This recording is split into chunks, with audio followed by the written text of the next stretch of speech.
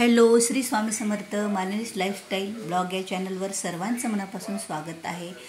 कालच्या व्हिडिओला प्रतिसाद दिल्याबद्दल खरंच सर्वांचे मनापासून आभार.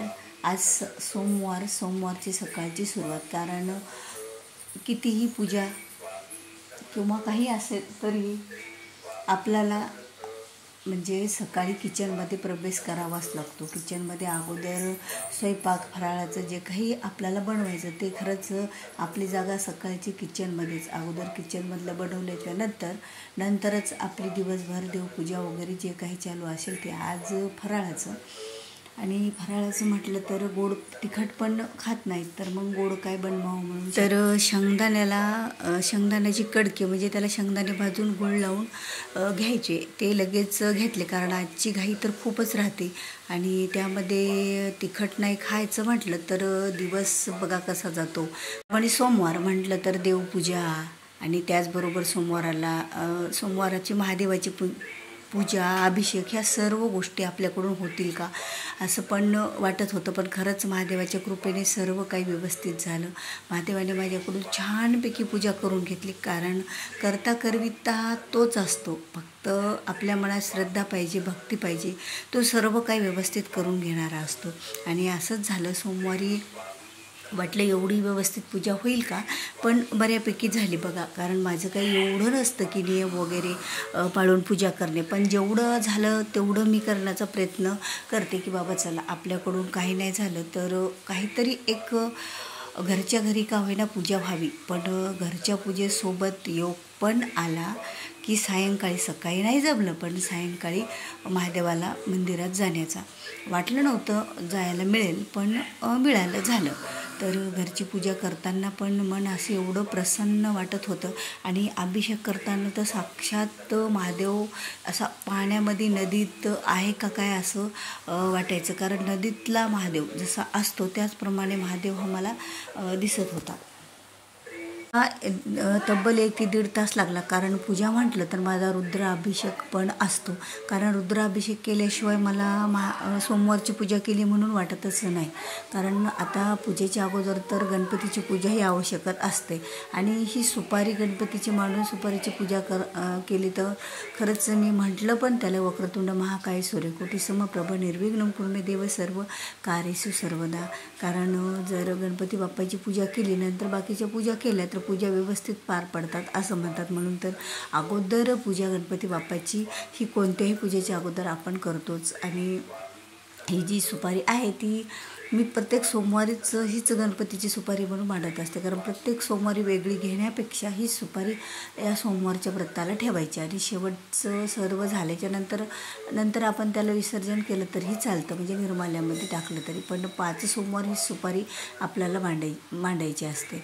आणि खरंच पूजेला जास्त काही फुले नव्हती मिळाली, पण पांढरे फुले आणि बेल तर मिळालाच होता. लाल फुले काही जास्त मिळाले नाही, आणि तसंही महादेवाला लाल फूल अर्पण करायला चालत नाही. पण बाजूला पार्वती माता महादेवाच्या लिंगामध्ये, आणि त्याचबरोबर आपले गणपती बाप्पा असतात तर त्यांना पण अर्पण करावंच वाटतं. पण पांढऱ्या फुलासोबत जर लाल फुलं असेल तर शोभा पण आणखीनच चांगली वाटते.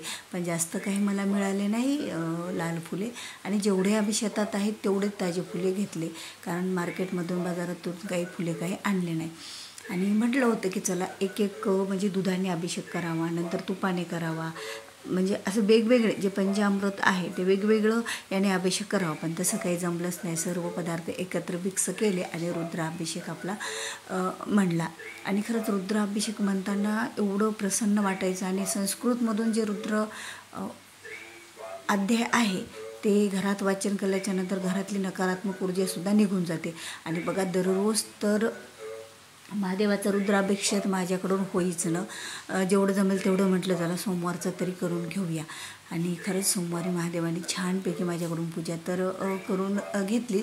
आणि अभिषेक करताना पुन्हा इतका मस्त ते महादेवाचं लिंग दिसत होता, शिवलिंग, की असं नाही की मला गाईचंच दूध मिळावं हा पण अट्टहास केलाही नव्हता. पण जे काही दूध आता आपल्या घरी येतं तेच दूध कच्चं ठेवलं, कारण तापवलेलं दूध तर महादेवाला अर्पण करतच नसतात. आणि या सर्व गोष्टी अशा एवढ्या लक्षात राहिल्या की दूधसुद्धा मी काढून ठेवलं अगोदर, दहीसुद्धा लावून ठेवलं. कधी कधी बघा दूध कच्चं नसतं, तर कधी दहीच नसतं, तर कधी आपला मधच संपलेला असतो. पण तसं काहीच झालं नाही.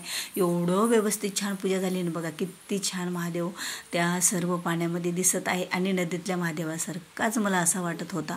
आणि खरंच ही पूजा केल्यानं मन एवढं प्रसन्न वाटलं. आणि जास्त काही मंत्रस्तोत्र पठण काही झाले नाही माझ्याकडून, पण रुद्रपठण पण झालं.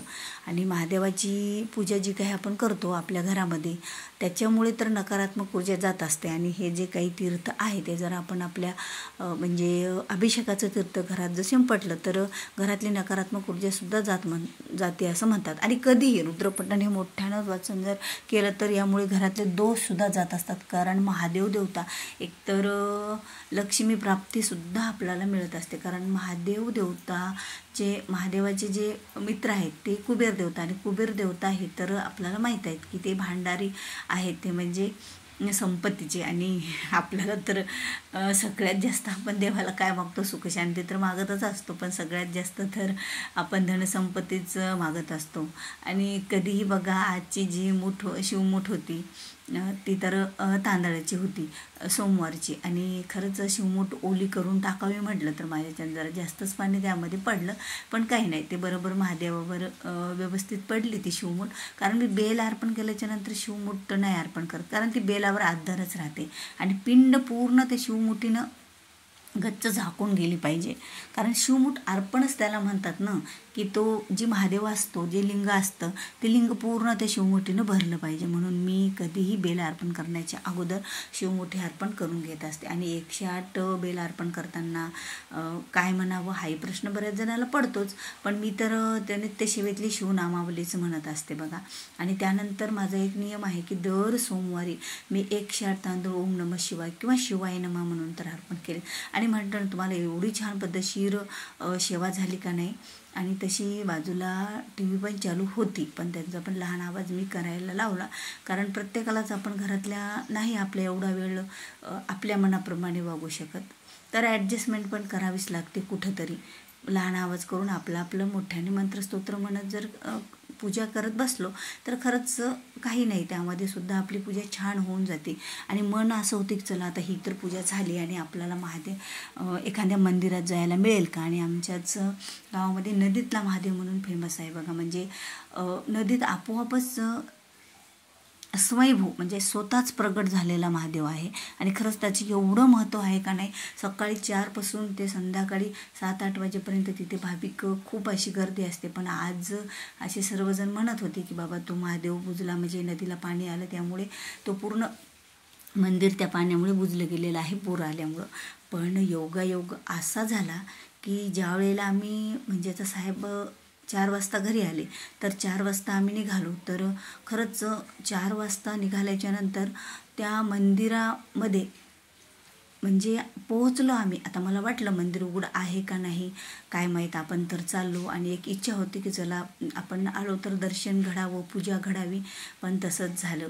यांची पूजा केली, मग बाहेर आपले नंदी देवता, कारण नंदीची पूजा करताना आणि इतकं बाहेरचं वातावरण प्रसन्न वाटत होतं का नाही, वाटत होतं चला इथंच बसून राहावं. एवढा चिखल आणि पाणी साचलेलं होतं. आणि मंदिरात पण बराच चिखल पण झाला होता थोडा. आणि मंदिराच्या आता नदीतला महादेव आहे तर असा खोल महादेव आहे. आता बाकीचे महादेव कसे असे उंच असतात, तर तसं नाही. हे नदीतला महादेवाचं मंदिर असल्यामुळे महादेवाची जी पिंड आहे म्हणजे शिवलिंग ते असं खोल आहे. आणि त्यामध्ये थोडं आणखीनच लवकर पाणी साचतं. आणि पाणी मग आम्ही ते अगोदर पाणी काढून घेतलं. आणि योगायोग मंदिर बुजलेलं आहे असं लोकांना वाटल्यामुळे एवढं काही दुपारच्या वेळेला म्हणजे 4 वाजता कोणी नव्हतं, तर पाणी काढून पूजा पण घडली बघा. आणि खरंच साहेबांनी पण पाणी काढण्यामध्ये मदत केली, मी काय केली. आणि पूजा करून त्या वातावरणातून तर बाहेर निघावंच वाटत नव्हतं. खूप छान असं वातावरण आणि तिथेच बसून राहावं. पण चला आता घरची पण कामे राहिलेली होती. आणि आपल्याला जरी उपवास असला तरी साहेबांना तर सोमवार सोडायचाच होता, त्यामुळे त्यांचा स्वयंपाक, आपलं फराळाचं, उपवासाचं ह्या सर्व गोष्टी राहिल्या.